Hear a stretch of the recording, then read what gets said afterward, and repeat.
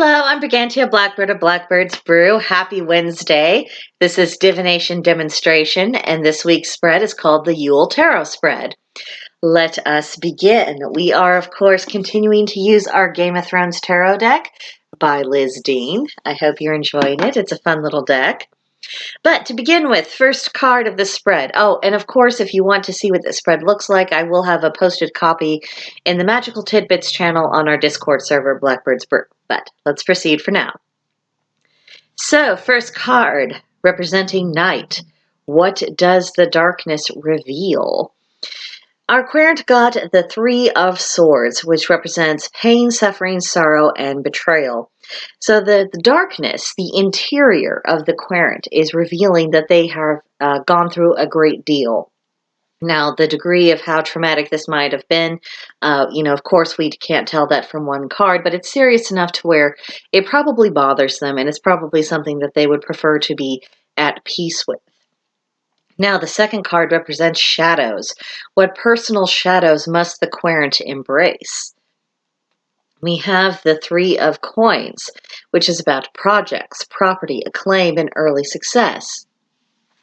Interesting that this should be a shadow. Perhaps this is someone who has had some setbacks, has experienced some difficulties, and because of those difficulties and because of those setbacks, they stopped trying, perhaps, or they thought, well, do I really want to invest all of this time, energy, effort, heart, and soul into doing X, Y, or Z if I think that it's just going to fall to pieces?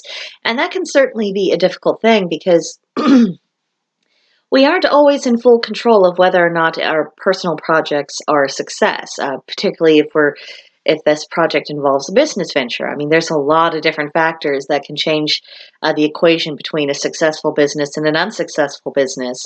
And certainly if someone's gone through quite a blow, it can be difficult to say, you know what, I want to get up and I want to try again. So perhaps as this is something, a shadow that they are needing to embrace, that it means that go ahead. Yes, it will be hard. Yes, you will have challenges, but go ahead and do something. This isn't something to avoid. It's something to try again. Now, the third card, it represents a reflection, what needs to be reflected upon. And our querent has the moon, complete with the moon door that we saw in the Eyrie. The moon is about illusion, the unconscious, mystery, deceptions, uncertainty, dreams, indecision. Perhaps this is about coming to terms with past events that did not go well, and to simply to acknowledge them, to deal with them, to say, yes, this happened, but it doesn't represent what is going to happen every single time. And this can be very difficult to let go of, particularly depending on how emotionally invested a person really is on and how much it hurt when they had past failures. But nevertheless, sooner or later, we do need to put things back into their proper place, and it would seem that that is the general direction today's querent is needing to go. Now, the fourth card represents completion. What projects need to be completed this season? And our querent has the Ace of Cups, representing beginnings, love, creativity, flow, and healing.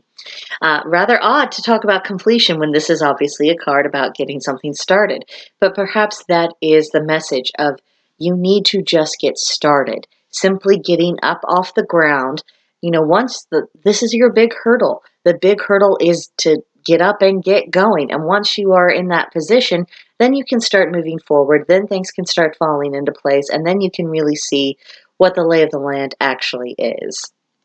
Now, fifth card represents rebirth. And how can our querent reignite their dormant passions? This should be interesting considering this entire spread seems to have been about dormant passions and things put on the back burner. The card they got was the Six of Coins, representing gift, support, generosity, and receiving.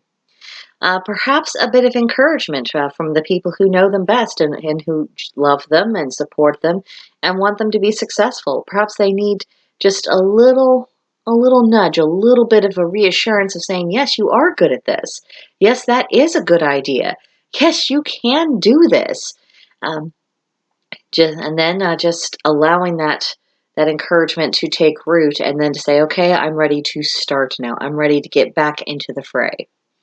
Now, sixth and last card represents the feast. How can our querent nourish the soul this season? And they got the Two of Spears, which is about partnership, plans, choices, and travel. Very interesting after the card they just had about needing outside support in order to reinvigorate their spirit for what they're intending to pursue. The word partnership really stands out for me, that they're needing a helping hand in order to nourish themselves, that they need to allow someone in onto their ambitions, and that this person coming in is probably someone who's going to add strength and perspective and additional skills that will make the current project much more of a success. So that is that spread. Again, if you would like to see what the spread looks like, please visit us on Discord at Blackbird's Brew. There is a link in the description box below to join. But in the meantime, please subscribe to this channel, like this video, leave me a comment. I'll see you in the next one. Bye.